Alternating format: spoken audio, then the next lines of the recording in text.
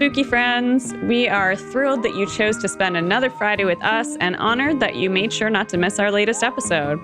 Each episode of the MurderMurder.news podcast also serves as a weekly meeting for our very own true crime cult. But not to worry, you've landed in the cult with all of the flower crowns and none of the flavor aid. Take a seat around the fire, cuddle up to a baby goat, and settle in for today's special episode. Yeah. If you're just finding us now, allow us to introduce ourselves, your charismatic leaders. I'm Angelina, and I'm here with my sinister sister, Aurora. How's it going over there?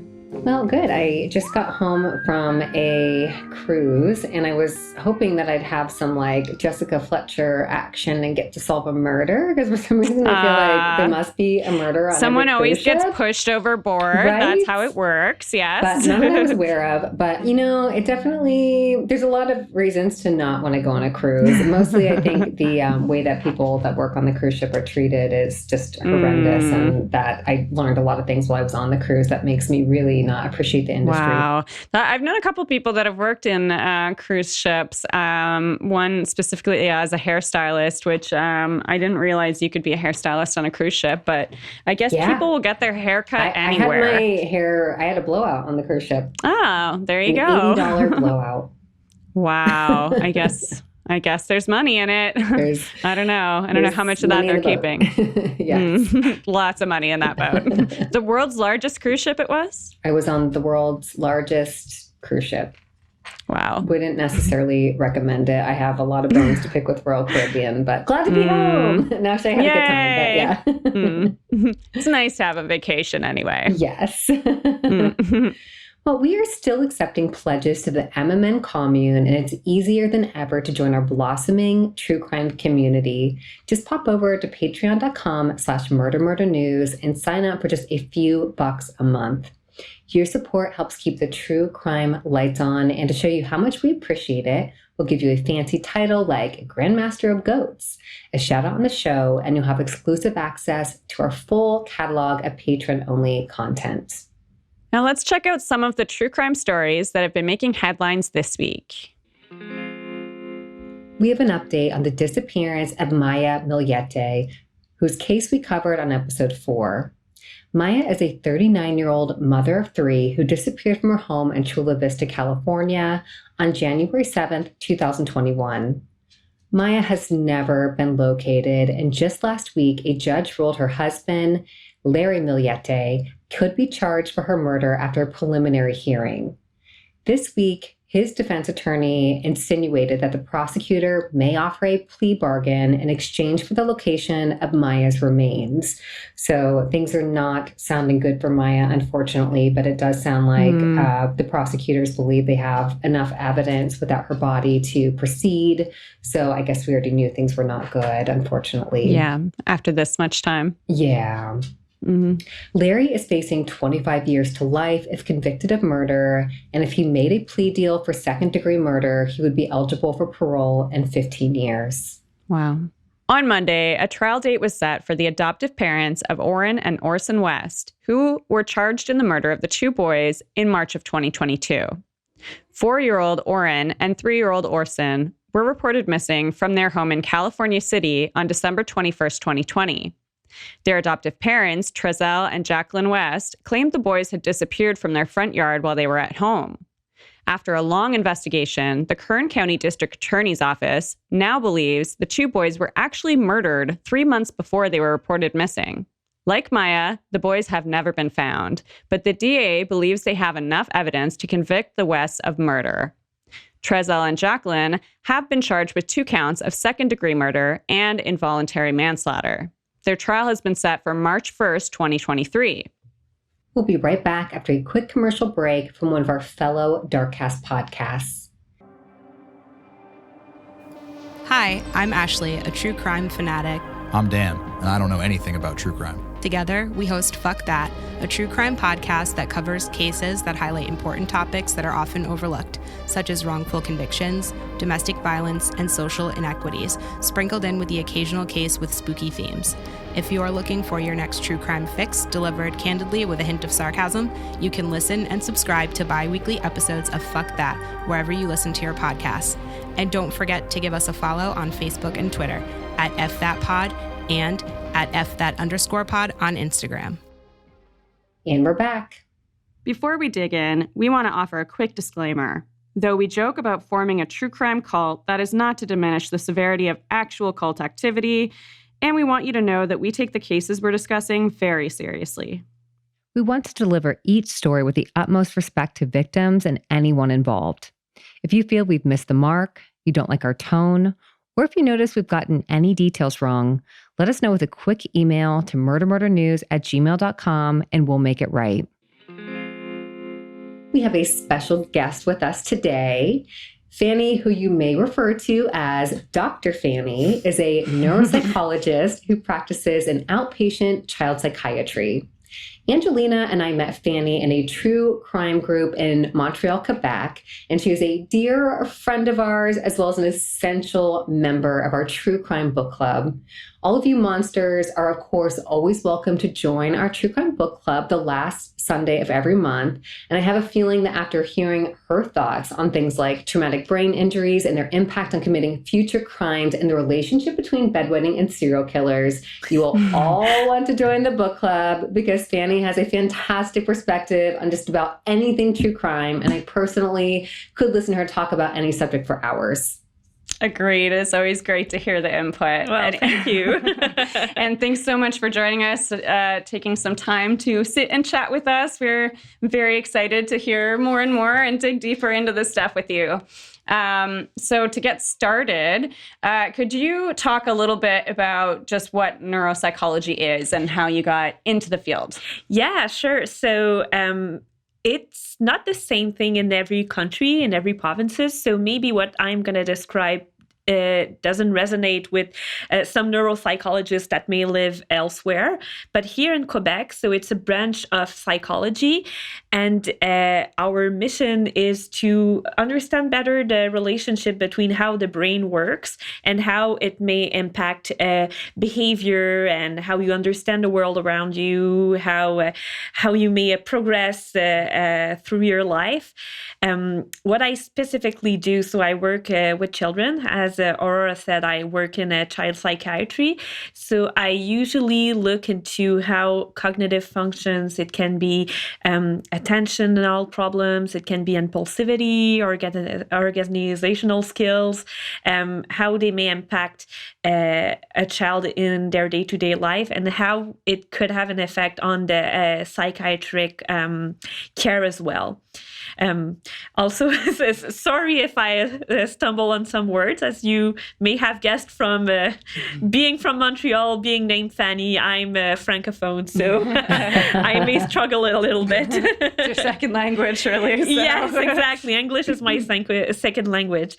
And so how I got into neuropsychology is kind of a funny story because when I was in high school and trying to decide what I was going to do with my life, I actually wanted to study brain and music. So wow. I was a musician, and my mission was to study how brain interacts with music. So when I got to university, I started working for some labs that studied brain. That's not necessarily brain and music, but brain. And that's when I discovered that actually brain and development, so child development, teen development, was something that actually interested me more than brain and music. So you find that out at school? Yeah, I found it out at school. And it's also not the same job in the end, because if I kept into my mission of studying brain and music, I would have gone into academics, while now I'm actually a clinician working with the kids. That's cool. Very cool. Side note, you must have read the book, This Is Your Brain on Music, Yes. then? That's a good one. Cool. Very fascinating. Yeah, I didn't know you had a music background. What did you play instruments? Did you sing? What did you do? I played oboe. Oh, cute. Amazing. Which is very niche. Yeah, I played oboe, but My I sister wasn't also that good. Aw. Really? Yes. Wow, I guess it's not that niche. I know another oboist that I went to French school with. So Oh, really? Maybe you know her. I don't know. I haven't played oboe in a while. Like there's only 5 of us and we all have a club. We know each other. Yes. We meet every Thursday. Yes, of course. Amazing. Can you tell us what you do in a psychiatric unit? What is sort of like the day-to-day like? Yeah, so I work in a collaboration with a team. So with a psychiatrist, with a speech therapist, I don't know how to say it in English, but ergotherapist. I think it's work therapist. The occupational therapist. Okay, right. Yeah, occupational therapist. With a psychologist as well, because as I said, I'm a neuropsychologist. I'm more into the evaluation part. My colleagues who are psychologists work both for the evaluation part, but then for treatment. So they intervene with kids. I don't really, but we work as a team. Most of the time, I'm not going to see every kid that goes through our clinic. I'm going to see a kid if the psychiatrist has doubts that maybe there could be a cognitive involvement that affects the children.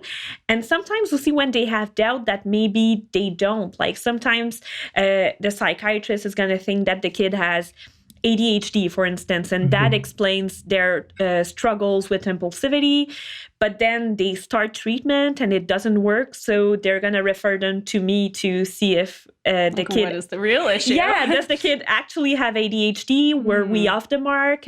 So I'm going to evaluate do the cognitive assessment so we have a clearer picture. And I diagnose as well. So mostly neurodevelopmental diagnosis, which are like intellectual disability, autism, ADHD, learning disorders. I work with children who are from 6 to 18 years old. So sometimes I also see teenagers and sometimes even kids that are also developing psychosis. So we want to keep an eye on them just to see how it's progressing, and neuropsychologists can have a role in that because we do see a drop in cognitive function prior to a first psychotic episode in some people. Yeah. Huh. So there's definitely predictors there. Yeah. Yes. Like sometimes it's going to be my psychologist colleagues or psychiatrist colleagues who are going to be worried about a child or a teenager, and they're going to send them to me. Sometimes just to have a baseline of how are they functioning right now. Right. Because we want to see, like, in a year, in 2 years, has it started decline? to... Yeah, is it declining? Can they be developing a first psychotic episode? So, yeah, I do that as well. Huh. Fascinating. Very cool. So working with kids, is there any indicators that you know to mark that a kid might have a tendency to commit a crime or exhibit violent behavior, either at that point or like growing into that sort of an issue? Yeah, I haven't been practicing in a while. People who see me on the Patreon can see that I'm quite young. So I haven't yet met kids who grew up to do crime. And most of the time, what worries me aren't that much cognitive factors and more socio-demographic factors. So maybe the kid comes from not that good of a household. Maybe they have more psychological issues. That worries me more than cognitive functions themselves. If we talk about cognition, what's going to worry me more is impulsivity. So someone who lacks self-control, but like impulsivity by itself isn't worrisome. Impulsivity plus not a good household, not a good life history, trauma, that is going to be more worrisome. Interesting. That makes me worry about myself as a young person. Why have I not committed any crimes? You've been good so far. And I Yes. think that something that happens sometimes when we listen to so much true crime content, we tend to worry that we may become criminals because we've had a TBI, or we're impulsive, or maybe we have a personality disorder. You're not gonna become a criminal just because you have one factor or a diagnosis, and like it needs to be a combination of things. Yeah, it needs to be a combination. And like at our age, if we were to be criminals, I think we'd already know. It's like, you know, despite all of the motivational posters that might exist out on the internet saying, you know, I saw one that was like Vlad the Impaler didn't start impaling until he was after 40 or something like that. But it's like, in general, the serial killers, I think the average age is something like early 20s or something, or mid-20s. I actually don't know. That would make sense. And we have to remember that even if they don't start killing in their early 20s, they show some tendency. Yeah, like Vlad the Impaler, I'm sure he was thinking of impaling people. He was a little violent. Yeah. He wasn't the chillest guy before all of that. Yeah. So you don't just become something in your 30s or your 40s because unless something very, very severe happens, like it can happen, but it's rare. Good to know. Well, in true crime, we often talk about traumatic brain injuries and the relationship to serial killers. And you actually wrote an article on the subject for our website a while back. We'll post a link to that in case anyone wants to read it. It's super informative. But we want to talk more about that relationship. Is that a thing? Does the relationship exist? And are TBIs more common in serial killers? And I think you kind of already addressed this a bit, but if I had an accident today resulting in a TBI, should I be concerned? There is history of people having TBIs, but very, very severe TBI. A case we all learn about in the university is the case of Phineas Gage. And when I say a very severe TBI, he actually was in an explosion, and he had a metal bar run through his head.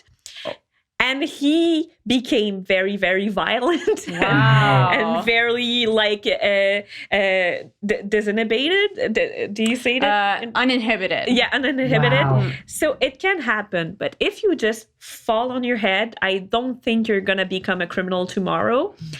What we do know, if you have a traumatic brain injury, and that's not just falling on your head, because sometimes you fall, you hurt your head, you don't hurt your brain. Sometimes you fall, you hurt your brain. And what actually hurts the brain more is the whiplash. So if there's like that. I did a motion, but it's a podcast, so it's not going to translate. But yeah, a whiplash movement is going to hurt your brain more than just falling. Then you can have some impact, but what usually happens is it's going to exacerbate something that was already there. If you already have attentional problems, you might have more. If you're already anxious or depressed, you might be more anxious, more depressed. I may be wrong. Like maybe some symptoms that weren't there prior can arise, but in most people, it's going to exacerbate something that was already there. And as for the relationship with serial killers, from what I read, there is actually more traumatic brain injuries, not just in serial killers, but in all criminals. But the relationship is not that clear because there is also more traumatic brain, more criminals in the families of people who've had traumatic brain injury. So what it could indicate is that maybe you're already more, we talked about impulsivity before, maybe you're already more impulsive, you move around a bit more, you're going to fall on your head, you're going to have a traumatic brain injury. Like one of those people that's just like a daredevil and is like, I'll jump off the thing. Like, yes, exactly. And maybe having that brain injury is going to exacerbate the fact that you were already a daredevil. Like a lot of where studies, that stems from. Exactly. Like a lot of studies that study traumatic brain injury, they don't compare people who've had a brain injury to healthy controls, but to people who've had other injuries. So you're comparing daredevils to daredevils. Right. Interesting. Yeah. So the relationship isn't that clear cut. Mm-hmm. In one of our early episodes, we talked about a guy called Alejandro Lirez. He murdered his girlfriend and her grandfather on a Facebook live stream. The situation with him is he experienced a grand mal seizure, and after that, his family noticed a marked difference in his personality and an increase in rage. So they were really worried about it. They felt powerless to do anything to prevent something bad from happening. And when he ultimately committed murder, his family was like, well, I'm glad to see him in custody. He's not able to hurt other people, but, it sucks we couldn't do something to prevent this instead of just waiting to punish him for what happens as a result. So do you know any sort of, is there a path people can take to seek help in that area that you know about? Or is there something that you see is missing where you're like, wow, people should really be treated for or examined for this? I feel like that's a good example of how the healthcare system in so many countries is failing. Yeah. Was that a case from the U.S.? From the US. Yeah. Yeah. So No surprise. Yeah, no surprise there. Because usually I've actually worked in neurology, so with people who've had seizures. And usually they're followed, in Quebec, they're going to be followed pretty tight. It's not just well, you've had a seizure, tough luck, goodbye. Yeah. You're going to be followed pretty tight, especially if there are such drastic changes in personality, because only one seizure bringing upon such drastic change is weird to me. You can see changes in personality, you can see changes in depression, anxiety, and cognitive functions, but following only one, that's weird. That person clearly needed to be followed more tightly by a neurology unit. Yeah, I believe he had other seizures, but it was just one big one where he definitely injured his head and whatever. So that was when things got concerning. But if they're following you closely after something like that, and it seems or the family is reporting, wow, this person is now being very violent. Yeah. What would be done in that scenario? This person's an adult, and if they say, hey, I don't want any help, leave me alone, what happens then? Yeah, that's a good question. And I think it depends on the country you're in, because even if that person doesn't want care, if that person is now dangerous, there are legal courses that can be done so that person receives help, but it's not always easy to come upon. But the same way you can be an adult and you can be put against your will in a psychiatric unit if the law decides so, because you're dangerous towards yourself, towards others. But these things are so underfunded as well. You'll often hear about, even if someone is submitted to a clinic against their will and has to live there for a couple of days, it's after that they're just gone and good luck and whatever. And there's so many people actively trying to get help that aren't getting a response. So it's hard to be well, we'll prioritize someone that just wants to get out of here. Oh yeah, you're totally right. Yeah, but then again, you're gonna prioritize someone who wants to be there, but you're gonna prioritize others' security as well. And in that case, he was dangerous. From what I understand, I don't remember the case really well, but if you're that dangerous, you clearly it escalated to something real scary. Yeah, exactly. That's amazing to hear, because in the US, there's definitely no course of following patients along, especially with mental health stuff. I think it's worse, but there's no system for checking in and making sure that person is doing well and not committing crimes or just like struggling. That just really doesn't exist. So that's impressive to hear that that is a thing in Canada, even if some people like do slip through the cracks or decline service. In the US, you're not given the option. Yeah, and it's a thing, but it's not a perfect thing either, because like the case you're talking about is a clear example of this person has a neurological issue, but it results in psychiatric problems. And my PhD thesis was actually related to the link between psychiatry and seizures in general. But what we know is that it doesn't happen all the time that there is psychiatric care for people who have seizures, although they would want psychiatric care because it does frequently come with psychiatric issues. And in that case, it's aggression, it's violence, but in most cases, it's going to be anxiety and depression. There's a lot of anxiety and depression with people with seizures.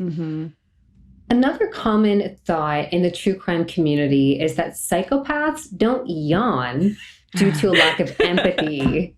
Is it true? And if so, how does it work? So I actually looked into that because it's such a common thought. And I looked into what the studies show because I had some hypotheses in my head. So there's something in the brain that is called mirror neurons.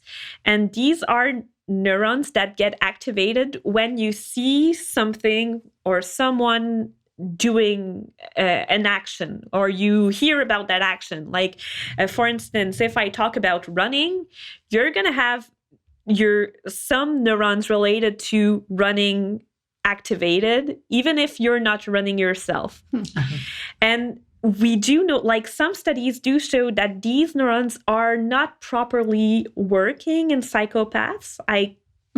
I'm not going to try and explain exactly how. Like the empathetic neurons aren't firing. Yeah, but these are thought to be empathetic neurons. So I thought, like, well, if they're not really working in psychopaths, maybe that's why they don't have contagious yawn. But then I read a study who said, like, but these neurons are not involved in contagious yawn. So, weird. So it's a bit of a mystery, contagious yawns. It's a bit of a mystery, but it's true that they don't have the contagious yawn effect as much as others. And it's related to empathy. Like the studies I've read didn't look into psychopaths versus non-psychopaths. They looked into how much psychopathic traits you have, how cold-hearted you may be if you lack empathy. And the more you lacked empathy, the less you tended to have contagious yawn. But then again, what they said was the biggest predictor of whether you have contagious yawn or not. Do you want to guess what it is? I don't know. It's if you're tired. Oh, fuck. If you're fired? If you're tired. What? If you're sleepy. Oh, if you're tired. Right. I'm sorry. I was like, what? Why does that make sense? I couldn't hear you, so I cut out. It's okay. So that's actually like the biggest predictor of whether or not you're going to yawn. If someone yawns or talks about yawning, is if you're tired. I kind of took pride in when I was reading articles that were like, if you do the contagious yawn thing like every time without fail, then you're really an empathetic person. I was just thinking I'm very empathetic. I was like, yep. But then like I also am just like chronically fucking sleepy. So that's probably I'm yawning. I'm like, look how empathetic I am. Like I was reading patting about myself on the back. Like, oh my gosh, I'm so nice. No, bitch, you're just exhausted. Yes. I was reading about it yesterday because like I knew we were going to talk about it, and I'm a new mom who's quite sleep deprived, so I was yawning all the time, and I was like, You're like, it what does makes that sense. mean? Yeah. Oh, it means I'm tired. Oh, I need some sleep. Like the phenomenon associated with contagious yawn, it's it's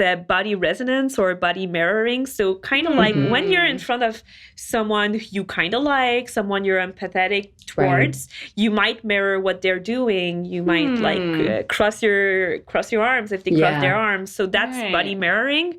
You're gonna itch if you see someone scratching themselves. So you would do that if you feel more of a connection or bond with someone. So obviously, if you do feel more sort of empathy towards someone specifically, you see them yawn, like you're gonna feel that. That's interesting. Yeah, and all of the things line up. There's no one recipe for a serial killer or a yawner. Like you need to have multiple factors. Has the serial killer gotten enough sleep?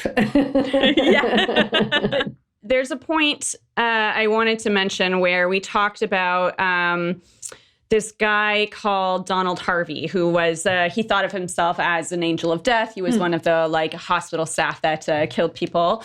But his, like the prosecutor, when he was on trial, described his situation as he built up tension in his body, so he killed people to release that tension. I've seen some things about that where it's like, why do people kill at a certain point, like when they become a serial killer? Or like, why would they maybe then be inactive for a while? And it's like, I've read that there's some connection to stress. And like, if someone's really stressed, then they're going to do their murdering. And if they have a less stress period, then they're maybe going to take a break. But I was also wondering about the common trope, it seems, because I keep hearing another case about this. And every time I'm like, wow, that's weird. But maybe it's not so weird, of killers who, after they do the killing, they put up their feet and have a little snack.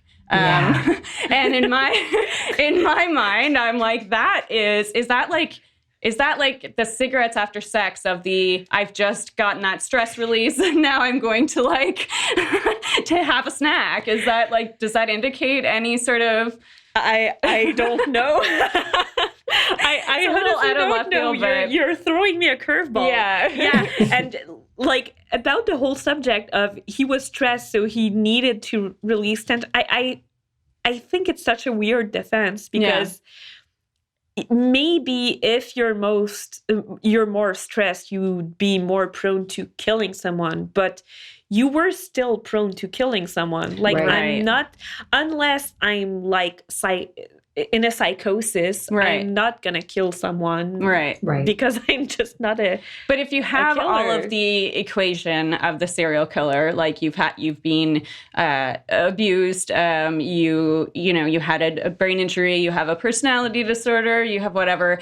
And then you get really stressed out. And that's when you start your killing. And then, like, if the killing releases stress, and then I don't know. Like, I wonder if it's like tied into like a chemical release, because we know that like a serial killer specifically doesn't feel other emotions, and part of the killing is because of that adrenaline release. I have something to say is that about not true? Okay. So I was reading about psychopaths and how their brain works. And so maybe I'm wrong, because some of the research is pretty recent, so maybe it could change as well. But what it seems is that they actually have emotions, but it's the connection between like emotion and how it may influence their behavior and their relationship towards others that is not working properly. I see. So emotions are there, but the relationship between emotion and behavior not working that much, but they have emotions. Okay, so the emotion's there, but I've always heard the association between like the adrenaline rush, and I think this is kind of the impulsivity that you're referencing, that it's like an addiction that you have to keep like finding like the adrenaline rush, and killing somebody is a way to get that.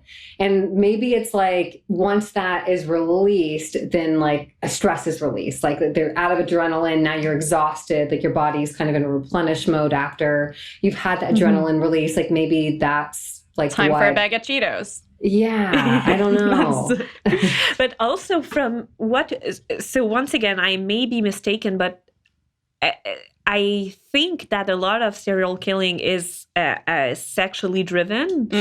Even if they're not committing a sexual act, they get sexual gratification. Exactly. So like maybe it's actual sexual gratification, and then literally, maybe it's literal sexual gratification sort of vibes they're having. And then they need to snack. They become the night. What did you call him? The night snacker. Yeah. He's the OG.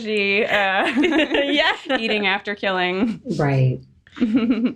We can imagine when dealing with a sociopath or psychopath, for example, the person can be very manipulative. How can a neuropsychologist see through lies or a false front put up by a client?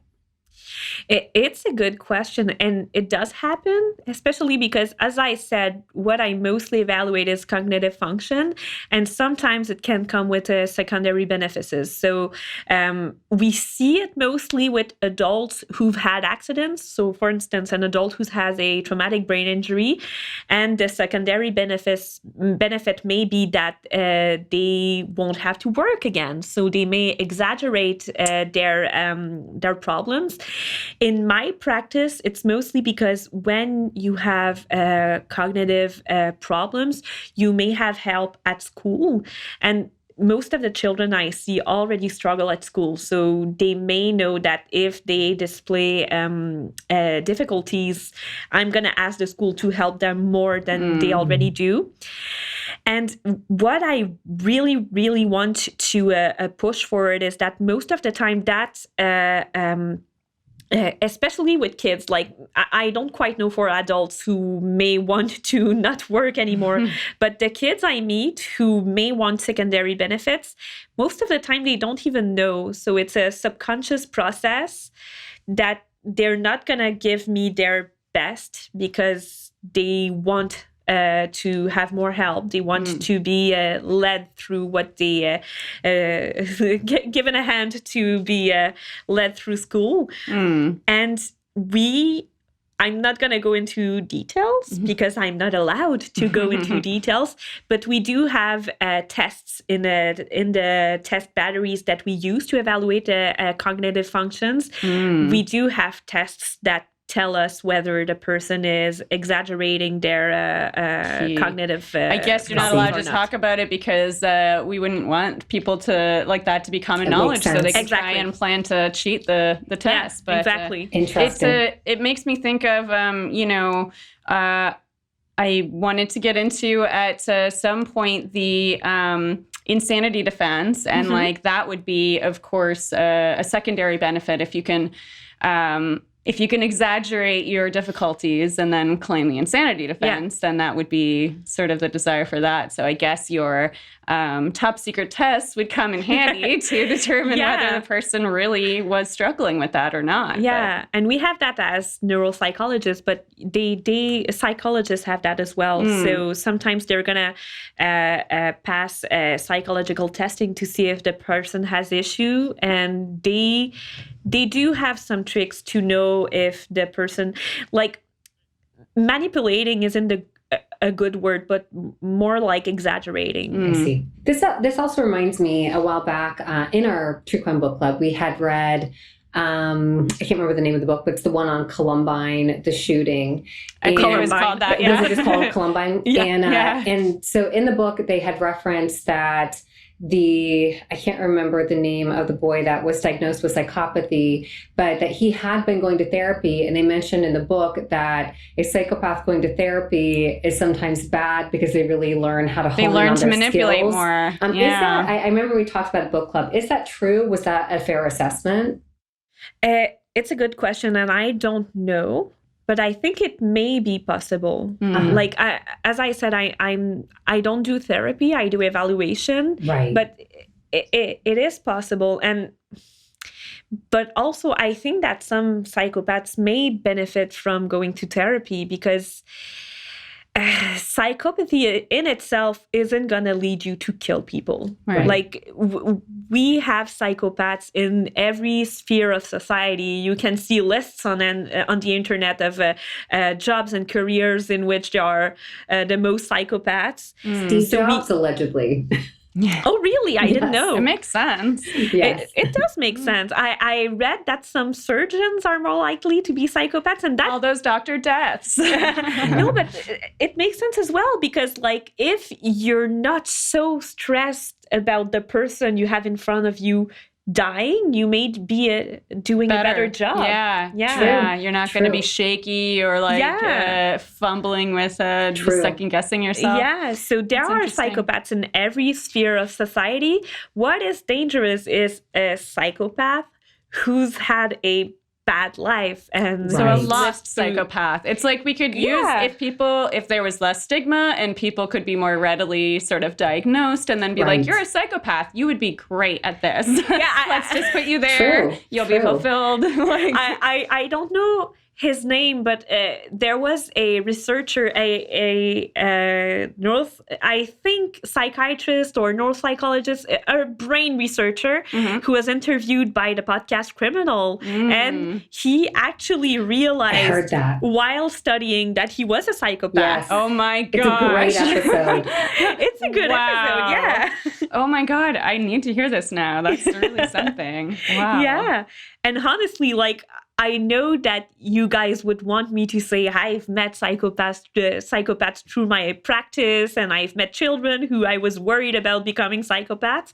I think I've met more psychopaths through my studies and through friend circles than in the kids I evaluate. Wow, that's funny. Interesting. Wait, is it one of us? Are you talking about me? Yes. No.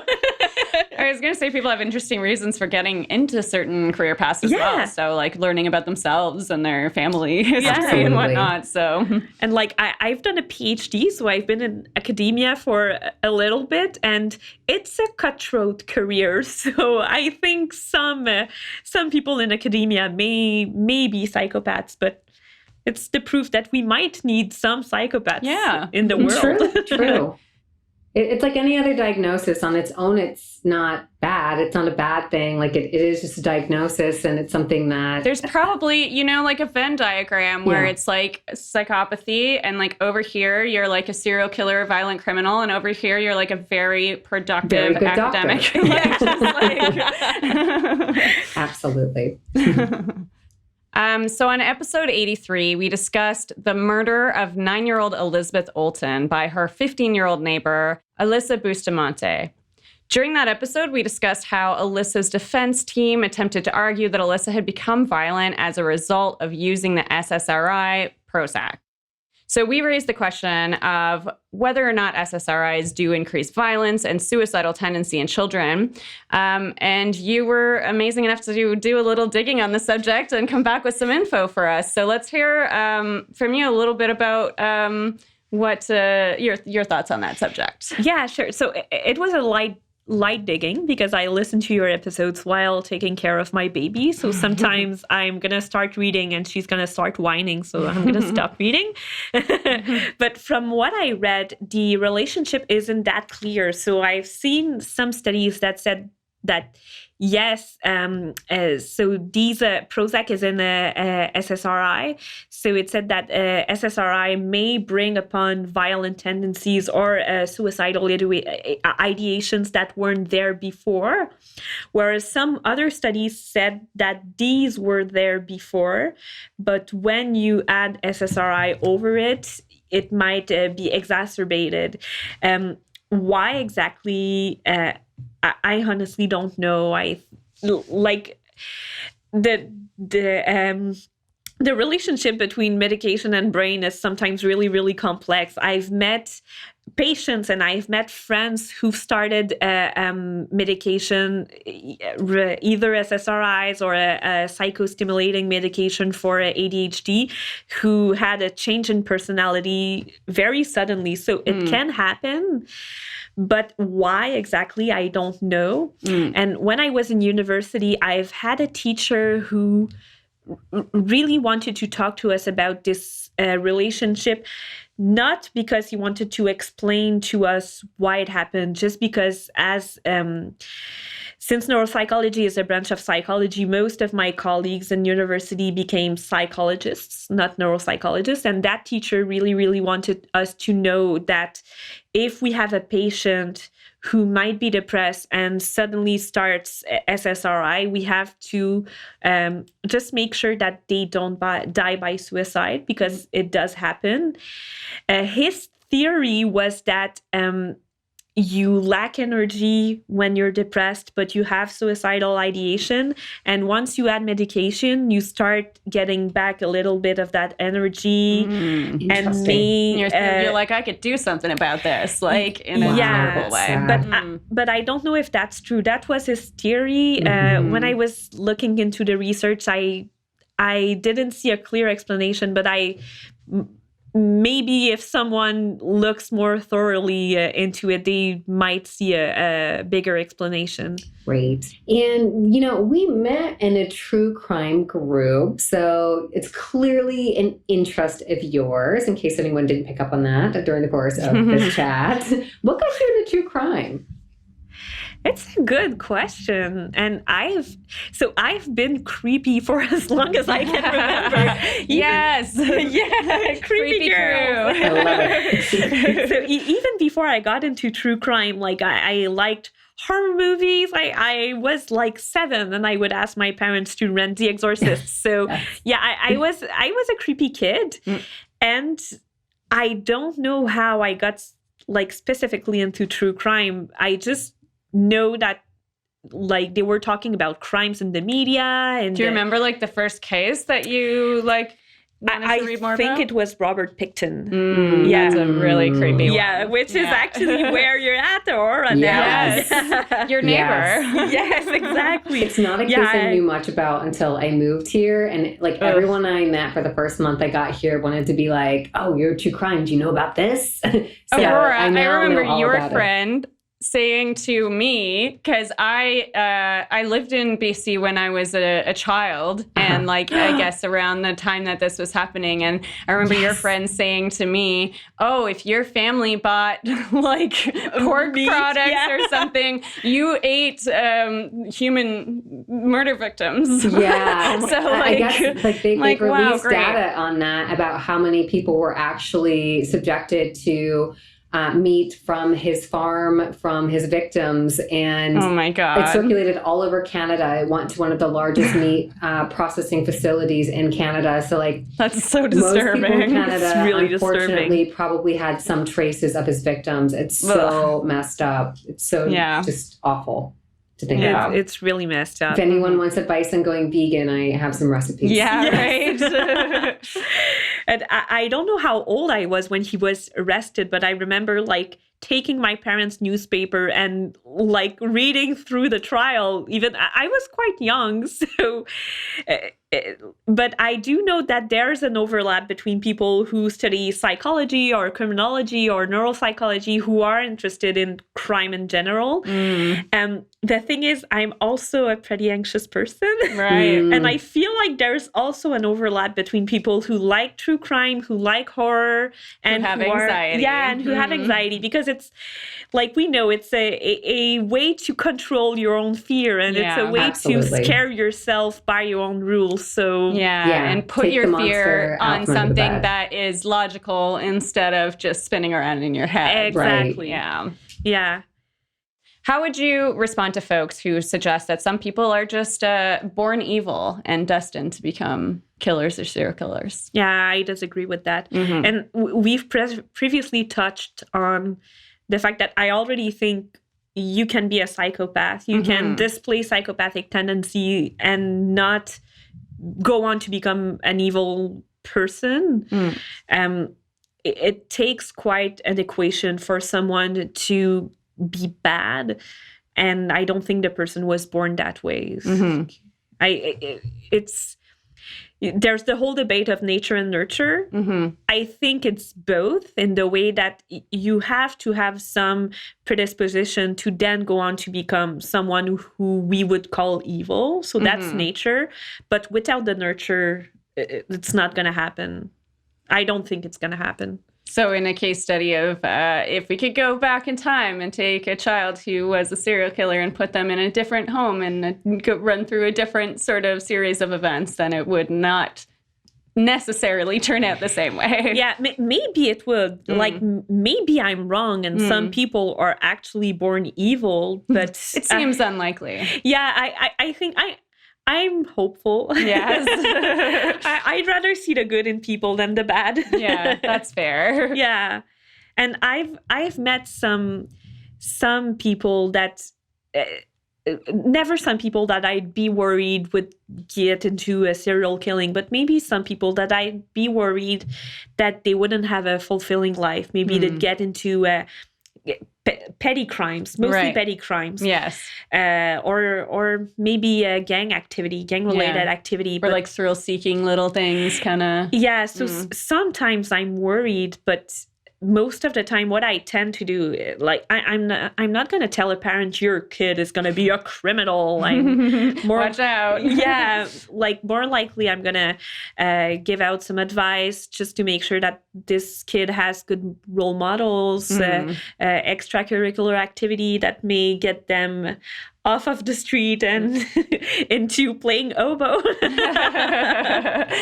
Channel it into oboe. Yes. Live out the dream I once had. So I don't think anyone is like I don't know how to say it in English, but like everyone can have a chance to repent. Like, and not go down that path. Like, yeah. As we've discussed a bit, like people often talk about sort of the trifecta of things that could form a serial killer or a dangerous criminal. There's a lot of theories out there of things that can contribute to this. So like we've talked about, brain injury, we've talked about personality disorders, et cetera, et cetera. What out of all of those things do you think stands out as like a good theory, something that makes sense, or anything that like really just doesn't make sense to you and you're like, oh, I don't know about that one, we shouldn't really be? That's a good question. And I actually read into it because I was curious of what is the best predictor, not necessarily of serial killing, but just criminality in general. And looking at kids, the best predictor from the studies I've read seems to be aggressive tendencies. So kids who may display more aggression towards others. And that seems to stay if you control for a sociodemographic background. So whether they have a good home life, bad home life, and that seems to stay if you control for trauma, for cognitive function. So it's weird because then what causes the aggression? I don't have the answer. But looking at kids, the path to even then, like it's not you're aggressive, you're going to become a criminal. Right. But looking into the trajectory, aggressive behavior seems to be a good predictor of someone who may be getting into criminal activity. When we talk about not bad theories, but maybe theories that are given too much credit. So we know because we all listen to a lot of true crime and crime-related content, and everyone becomes armchair psychologist and armchair criminologist. Yeah. Even guilty over here. Yeah, me too. Yeah.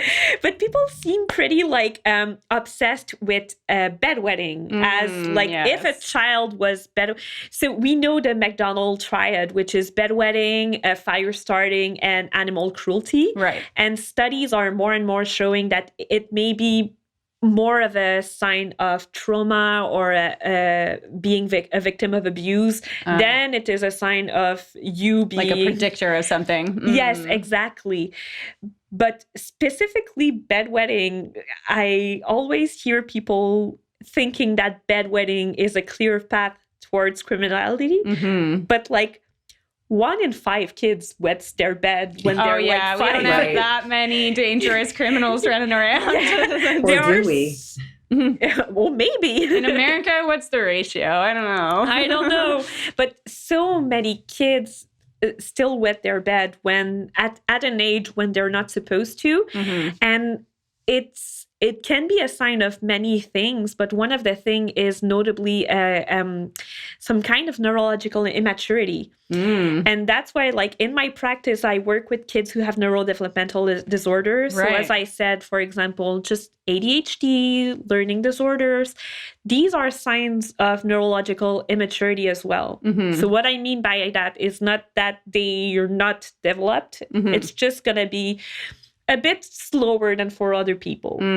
It's like a learning disability, kind of like you have just different pathways, and you got to have a different approach or to developing. It's a good question. I don't know if it would be classified as a learning disability, but it's a sign of immaturity. It's going to take you a bit longer to stop wetting your bed. So yes, it could be associated with trauma, but don't think that if you know a kid who's still wetting their bed at 6, they're being like abused by their parents. There are high chances that they're not. Yeah. Maybe they are, but there are chances that they're not. Maybe you got to flip that theory on its head and be like, okay, children that are abused do tend to go in this direction. Yeah. And if you're wetting the bed, maybe you're also abused, but maybe not. There's just some coincidence there. Maybe you have ADHD that is still undiagnosed because you're quite young. Yeah. Maybe you drank too much juice before you went to bed. Maybe you're dreaming about being like in a pool. Yes. So there's that, and another factor that is a pet peeve to me is we tend to see some criminals as being evil mastermind, but criminals are not more intelligent than average people. Like, everyone is not like Ted Bundy. Right. Yeah, you see this a lot in movies where they're like, oh, yes, the reason he got away with it for so long, or the reason this is a cold case, hypothetically, is because the guy's a genius and he just knows every step before investigators do. Sometimes it's because the police is dumb. I mean, that is the theory that I lean more towards. It's like when I see things just someone being so elusive, I could see those like hero cop types being like, well, he's just a genius. He's just I don't know. And it's just so much easier to get away with a crime if you don't know the person. So in the case of serial killers where it's just a random act, it's so much harder for police to trace that to somebody. Like, you're just a person, husband, whoever you are. It's always the husband. It's like they're always going to look at the husband. But if it's a random act, it's so much harder to actually find evidence and to track them down if they're not leaving behind DNA. Yeah, until you start to notice a pattern. Yeah. Absolutely. Which can take several killings. Yeah. So I actually looked into like what the research says, because I wanted to know, is there really a link between criminality and intelligence? And some studies say yes, some studies say no, but the studies that say yes lean more towards like the less intelligent. And then again, intelligence is measured by IQ, and IQ has flaws. Its problem. But they tend to say more that low IQ is linked with criminality, not high IQ. And because of like frustration, maybe, to because of lack of judgment. Lack of resources and lack of judgment. Like, if you're not equipped to make good decisions, you're not going to make good decisions. You don't understand the consequences fully enough to... Exactly. But and these studies tend to say that actually a higher IQ is more a protective factor than a risk factor. That's interesting. Yeah. So if you're a serial killer who's getting away with it, don't flatter yourself. It's not because you're smart. You are not. Do you believe that children or teens who kill can be really rehabilitated? And we see this with a lot of cases we discuss, whether like how heinous it is in our opinion. We have thoughts on whether or not they can. But do you think with treatment, they can grow into healthy and functional adults? It's a very, very good question. And I think maybe it's possible. I don't think we have the tools yet for that. especially like I live in Canada and you're American. We both have criminal justice systems that are quite punitive. The US more than Canada. Canada is a bit better in that way, but still it's very punitive and not geared towards making someone a better person and making someone a psychologically healthier person. So maybe it's possible. Like, as I said, everyone can be repented, but if you've committed pretty heinous crime, it's going to be harder than if you just stole a pint of milk. Yeah, I just wonder how differently very young people would be treated in the system when it's like, we've talked about a few crimes from Canada and the States alike where young teenagers killed their families. Yeah. And in these situations, they go to jail. They also still go to school. They're also still working towards something. Ultimately, they will probably be released in most cases because of just how long a sentence can be and how much life they have left. But like if they're sort of, I don't know, growing up more like a normal teen than like an adult murderer would be treated. Like, I don't know, we've heard about them going back into society with an alias, and they're protected. And in Canada, certainly this happens. And then and never to be talked about again. Kids? Yeah, nobody knows. But like, what are the chances that they're fine? Or like, I like, yes, we ever seen something like that and then seen the person get back into terrible things? It's a good question, and I think we've seen both. I don't have names. I don't have examples, but I've listened to podcasts that got more in depth regarding how people, what people did when they got out of prison, and some people get out and don't do anything anymore, and some people go back to prison because they still struggle. So it's a good question. And yeah, as I said, I think we don't have the right tools to ensure to make sure that if you've killed as a kid, you're never gonna kill again. Have you seen any examples of treatment that might seem promising in other countries outside of Canada and the US? Is there anything cutting edge that Sweden or Norway or some other country is doing?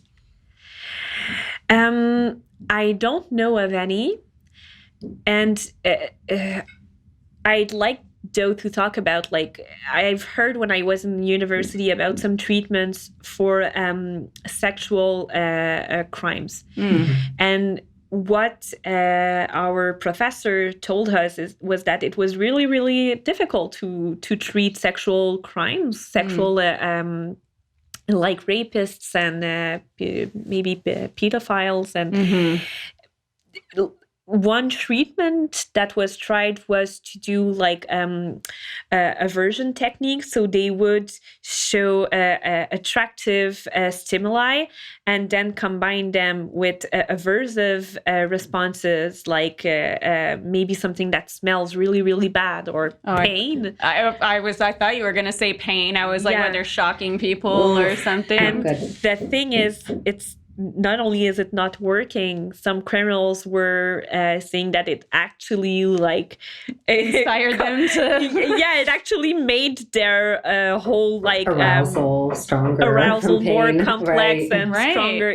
So if you're already a little off kilter, I could see that, traditional approach, you'd be like, I don't feel that way. Fetishes are complicated, right? I think like a lot of people actually react to pain in a positive way, like when it's within their ability to manage it, I think it's not that uncommon. No, that's definitely like sounds like a good, control sort of vibe where you're like, you feel you have control of the situation.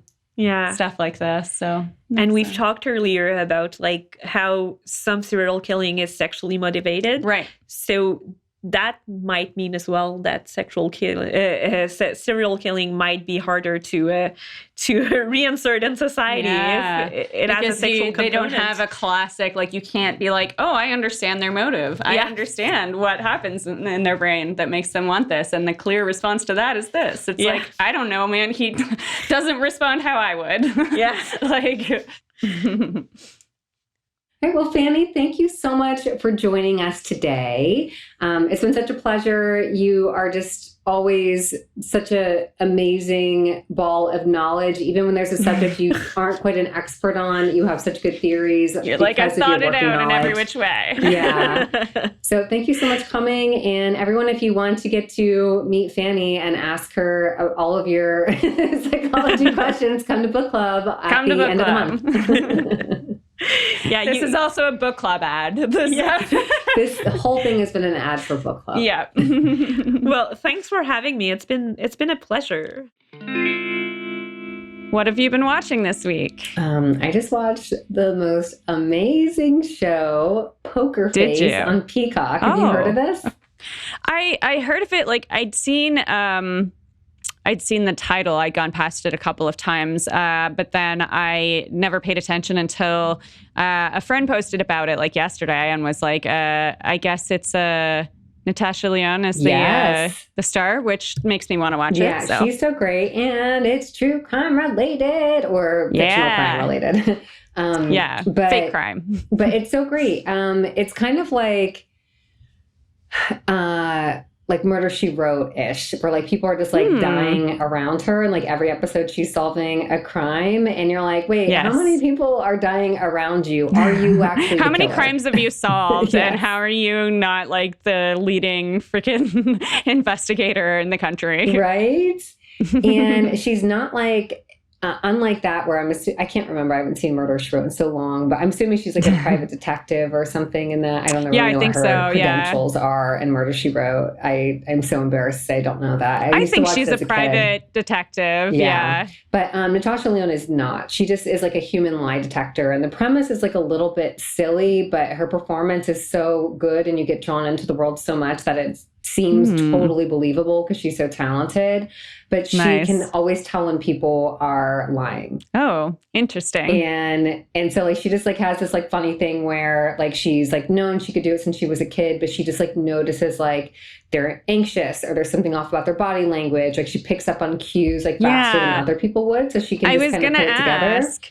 Is it like the classic sort of things that they say are indicators of lies? Exactly. Because like I've read a lot of things like that. But then I wonder how they treat, because like you said, she can tell if people are experiencing anxiety. So, you know, people can experience anxiety like when they're not lying because they think that people are going to think they're lying. And so then they couldn't do some of those things. Like, does that come into play? Absolutely. And so they pull it off. And, you know, she gives like a little like 1 minute explanation of it. Like in the first episode when she's she works at a casino, and the reason why this ability comes out is because she used to play in like high stakes poker games and like win everything because she could tell when somebody had a bad hand if they were lying about it. And so she was like just clearing house with that. And then the owner of a casino caught on to it and was like, you're blackballed. Like, you're definitely like, I don't know what your story is, like whatever, but like, you're not going to be in like games anymore. But he keeps her around the casino because he likes her. And she's like explaining how the skill works, like in regards to that, to like somebody who's like interested in like what she's able to do. I don't want to give anything away. And like her explanation is like, because she's so good, it's like totally believable and you don't question it again in the show. And you get lost in the universe so much that it's not like this annoying thing. Like you're like, no, this is great. Give me more episodes. Give me more murders. All right. So that's great. Yeah, and there's a whole like host of celebrities, like Adrian Brody's in the first one. What's her name? Chloe. I can't think of her last name. I'm sure I don't know how to say it. I think it starts with an S. Like she was in every movie in the 90s. Blonde hair. Oh, Chloe Sevigny. Thank you. From the other show with Natasha Lyonne as well. Yeah, like they worked together in. Must be friends. Yeah, I guess. What was that show called again? Oh yeah, Russian Doll. Is she in Russian Doll? Yeah. Yeah. It's been so long since I've seen. Was she in the second season? She was in. Is it the second season or is there 2 or 3 seasons? 2. Yeah, she's in the second season. Okay. She's the mom. I have a very bad... Oh, yeah, she is the mom. Now I remember. Yeah. I'm sure I have Alzheimer's. Anyway, she's so good, too. Yeah, she's so good. Like, there's a bunch of, like, fun celebrity cameos in each episode. And it's just delightful. There's only 4 episodes out. I think one comes out on Thursday, another one. Cool. But like, it's 4 episodes out as of the time we're recording this. And I love it so much. I went 1,000 episodes. I'm so excited. Yes, thank God. I'm really excited now to check this out because it sounds like a good replacement for Russian Doll, where I wish I would have new episodes of that. And I'm in a new sort of dry spell of like, I've just watched a bunch of shows. I've got, something on the go, but I could stand to be watching more shows right now. What are you watching?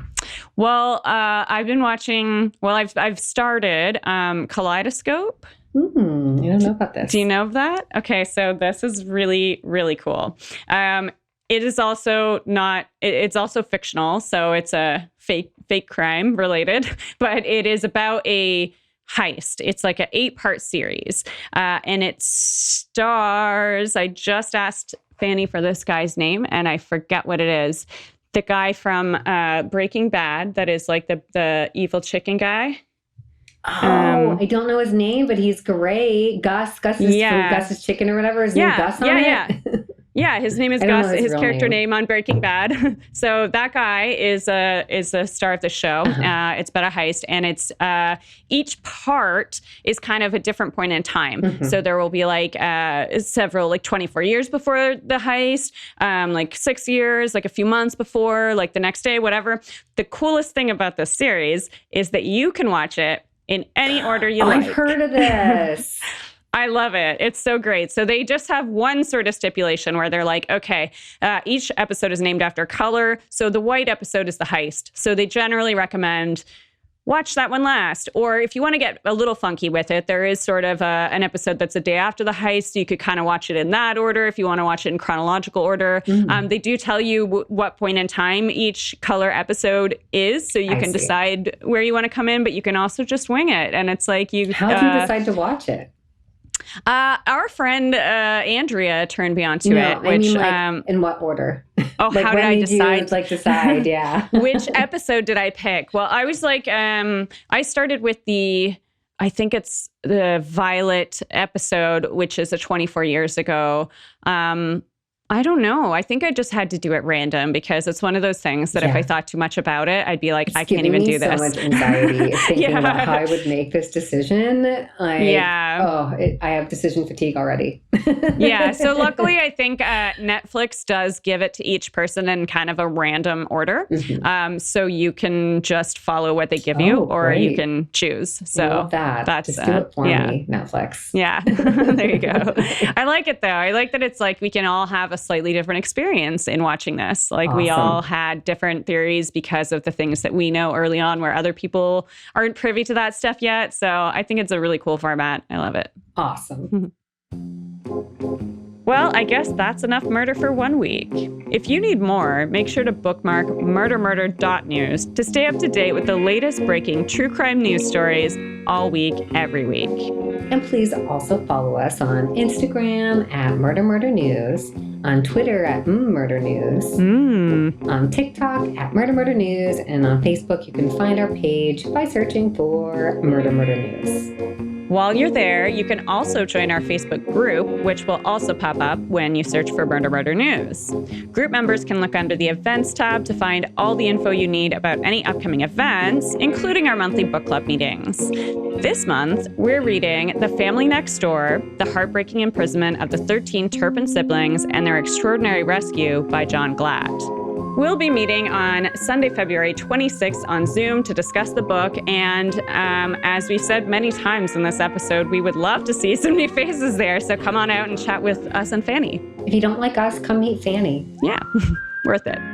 If you like what you've been hearing each week on this podcast, let us know by leaving our show a 5-star review on Apple Podcasts, and make sure to subscribe to our show on your preferred podcast platform so you never miss an episode.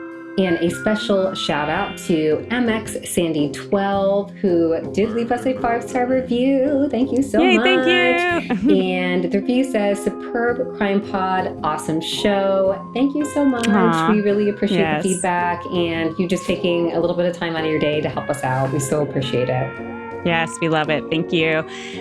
Have a great week, everyone. Bye, friends. See you next Friday.